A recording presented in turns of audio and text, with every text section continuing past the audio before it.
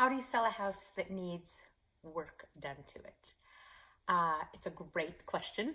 There's a great answer. It's always that interesting question of what is the work? What needs to be done, and why do you believe it needs to be done? So, to break that down, I would say the best thing to do is get that list to your realtor, to your professional realtor that you're using. Get a list to them. A good realtor should ask you right away what's going to show up on a home inspection. So we have two different kind of work. We have cosmetic work. Cosmetic work is things like paint, things like holes in the walls, things like scratched up floors, all of that. Cosmetic work is one of those that the more of them you take care of, the either higher price or faster your home is going to sell, because those are the things that we see with our eyes when we walk into a home. It's the things we fall in love with, how pretty the house looks. So that's number one, is there's cosmetics, and then there's structural and safety issues. So roofing, siding, water in a crawl space, mold in an attic, all of the other stuff that comes up.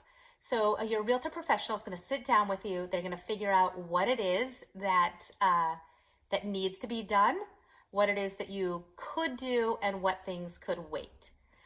So oftentimes things like paint, maybe the buyer would have painted it something different. And so that's always one that we talk about. Should that wait? Should that not wait? What room is it in? Is it right when you walk in the house?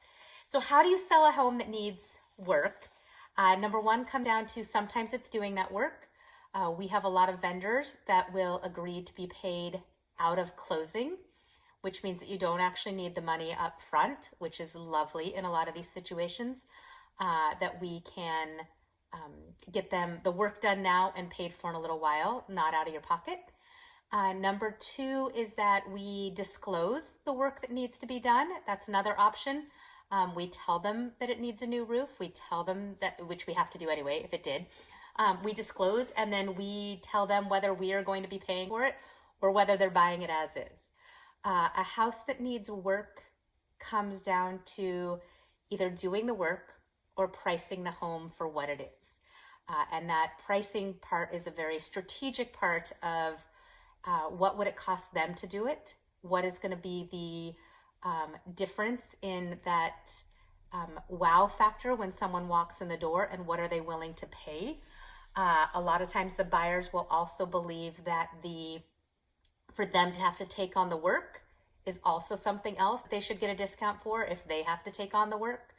So it's a really big partnership between you and your realtor to figure out what needs to be done, but we do it all the time. We sell houses that need work. People just physically or financially aren't able to do those things prior to closing. They're not able to afford them prior to closing. And so oftentimes that house that needs work will sell that way, and we just price it appropriately. So the best thing to do is to start with a realtor consult, sit down, have them into your home or do a video walkthrough, show them all of the issues.